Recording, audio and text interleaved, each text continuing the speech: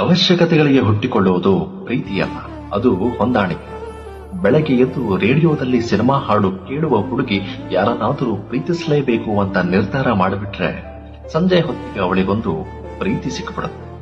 ಕೈ ಚಾಚದ ಹುಡುಗಿಯನ್ನು ತಿರಸ್ಕರಿಸುವ ಹುಡುಗರು ಜಗತ್ತಿನಲ್ಲಿ ತೀರಾ ಅಪರೂಪ. ಒಂದು ಪ್ರೀತಿ ಉದ್ಭವವಾಗುವುದಕ್ಕೆ 100 ಜರೂರತ್ತುಗಳು ಸೃಷ್ಟಿಯಾಗಬೇಕು. ಕನಸುಗಳ ಫಸಲು ಎದ್ದು ನಿಲ್ಲಬೇಕು.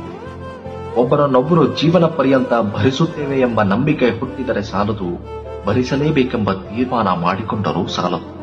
ಪ್ರೀತಿ ಎಂದರೆ ಒಬ್ಬರನ್ನೊಬ್ಬರು ಕೇವಲ ಭರಿಸುವಂತಹುದಲ್ಲ, ಕೂಡಿ ನಡೆಯುವಂತಹುದೂ ಅಲ್ಲ, ಕೈ ಹಿಡಿದು ನಡೆಸುವಂತಹುದೂ ಅಲ್ಲ. ಪ್ರೀತಿ ತಬ್ಬುಗೆಯಲ್ಲ, ಪ್ರೀತಿ ಉನ್ಮಾದವಲ್ಲ, ಪ್ರೀತಿ ನಿಟ್ಟುಸಿರೂ ಅಲ್ಲ. ಹಿಮವಂತನ ಪಾಲಿಗೆ ಪ್ರೀತಿ ಎಂಬುದು ಸತ್ತಿಲ್ಲದೆ ಸಂಭವಿಸುವ ಸಂಗತಿ.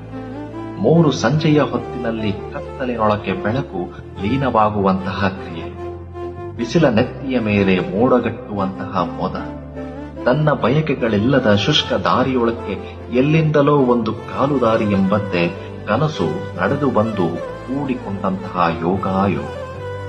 ಯಾವ ವಿವರಣೆಗೂ ನಿಲುಕುದಂತಹುದಾಗಿರಬೇಕು ಪ್ರೀತಿ, ಅದು ಮಾತ್ರ ಶಾಶ್ವತ.